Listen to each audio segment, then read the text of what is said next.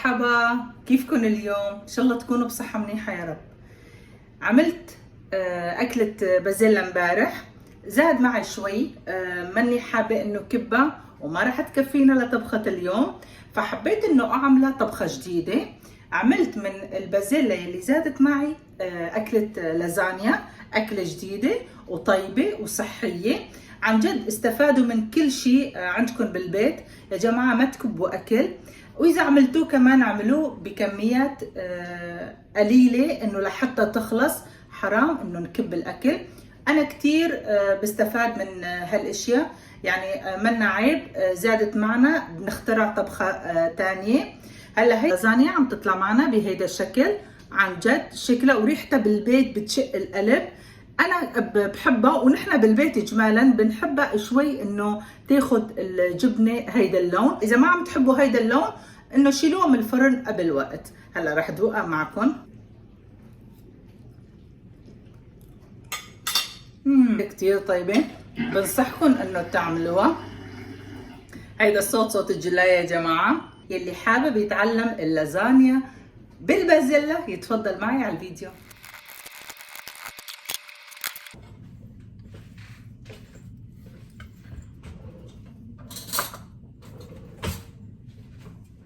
البازيلا اللي زادت معنا من امبارح، بصراحة ما بحب كب الأكل، فراح أعملها معكم لازانيا. ما تستغربوا إيه لازانيا.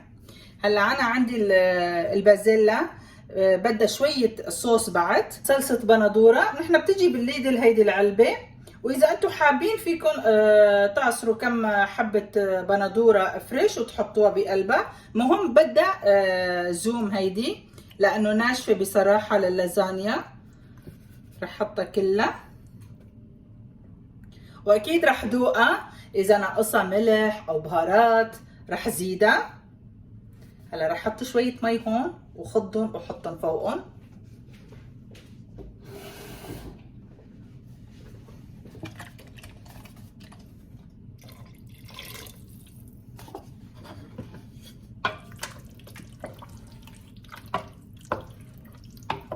هلا بما انه اللازانيا بالبقله شويه طعمه الاوريجانو بنضيفها شوي. هلا انا دائما بفرك التوابل مثل النعناع، الاوريجانو، هالاشياء المجففه بايدي لحتى تطلع الزيوت يلي فيها، تطلع طعمتهم الطيبه والروايح الطيبه يلي فيهم. هلا هولي رح نخليهم لحتى يغلوا شوي، بما انه مطبوخين ما بدهم كتير وقت، بس انه لحتى ينغلوا والصلصه يلي حطيناها فوقهم تتعقد معهم شوي. بدي اجيب صحن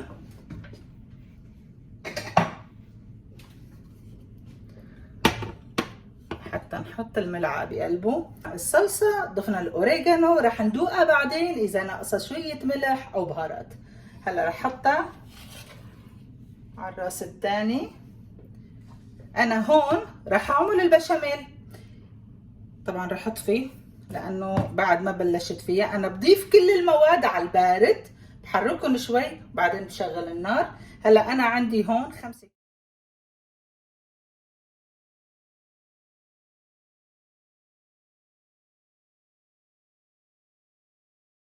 كوب حليب.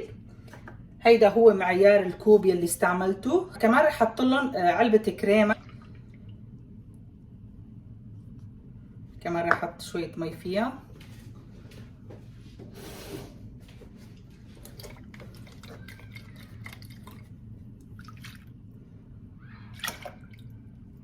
ضيف بهارات الفيجيتا،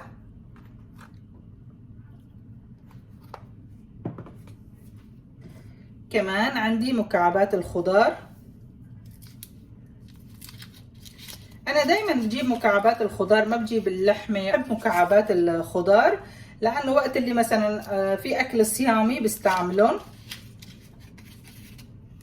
ضفنا له مكعبين.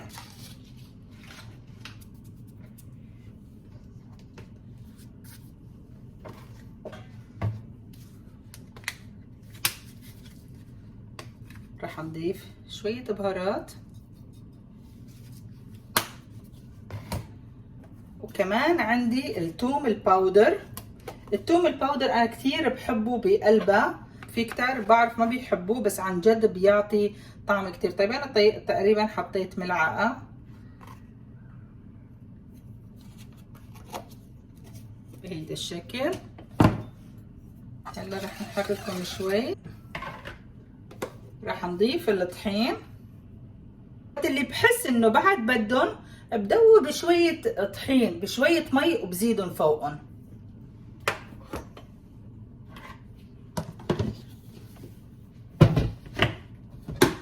هلا رح شغل النار تحتهم، رح حركهم كتير منيح عن جد. يعني يا جماعة استفادوا من الاكل يلي بتعملوه، ما تكبوا شي. الاوضاع كتير صعبة، حرام انه الاكل يلي بنعمله انه ينكب. انا هيدي قناعتي. يعني هلا انه ما بعرف، في كتار عالم يمكن رح يقولوا انه شو خص البازيلا باللازانيا. لا، انه انا جربتها قبل وقت وعن جد كتير بتطلع طيبة ونحن حبيناها. يعني وحبيت انه بس فيتكم بهيدي الشغلة. انا بصراحة لازانية البازيلا مش انه انا من اختراعي. انا بناتي مثل ما قلت لكم كانوا عم يدرسوا كتير بعاد عني، تقريبا 3 ساعات ونص.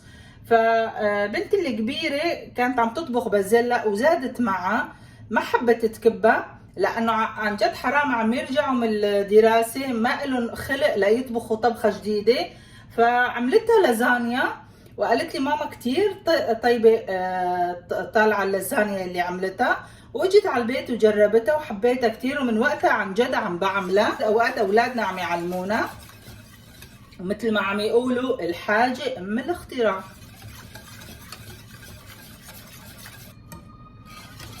هلا عم حس انه بلشت عم تشد، ما بدي اياها كتير سميكة. وهيدي بلشت عم تغلي كمان، تعقدت كتير منيح.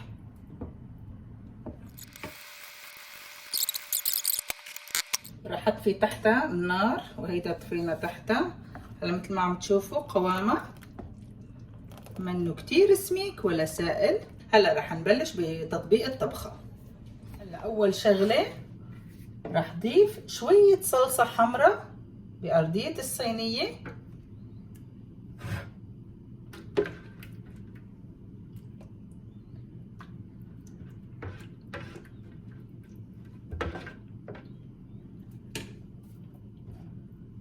كمان شوية صلصة بيضاء بهيدا الشكل. رح نجيب اللازانيا، أنا بستعمل هيدي النوعية.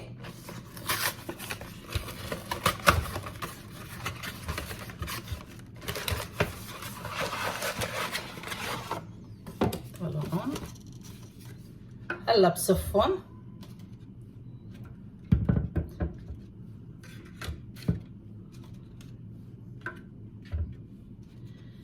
الحمد لله انه يلي بالبيت كلهم عم يحبوا هيدي الطبخة، وكيف ما عملتها بياكلوها.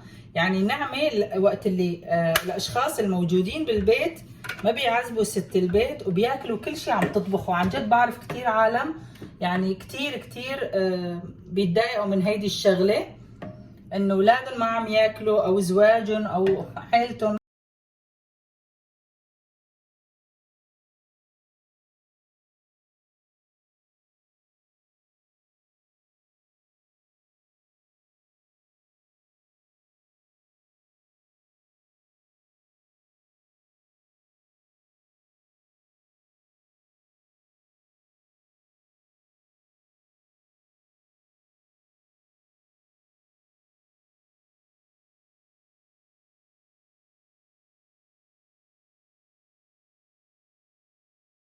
رح حاول حطها على الحواف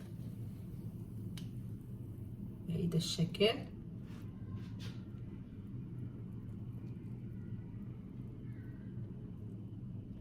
لازانيا مش مطبوخة فبدها شوية سوائل.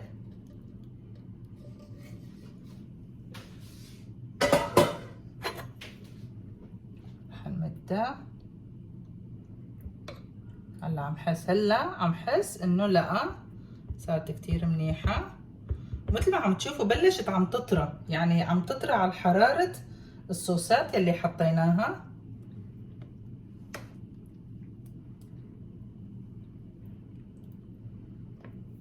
هلا رح رش فوقها كمان، هلا رح رش فوقها كمان جبنه. طبعا الجبنه حسب الرغبه، بدكن قليل بدكن كتير. هلا انا شو رح اعمل؟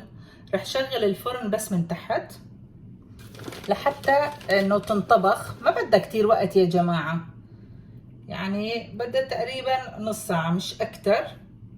هلا اذا اخذي لون من فوق كتير منيح، اذا مش اخذه لون بنشغل فوق بعد نص ساعة لحتى هيدي الجبنة انه شوي تاخد لون، بعدين بنقدمها.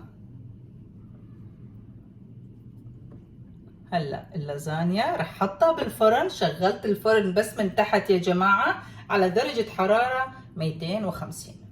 هلا بعد نص ساعة رح احط فيه تحت ورح شغل فوق لحتى ياخد شوية لون.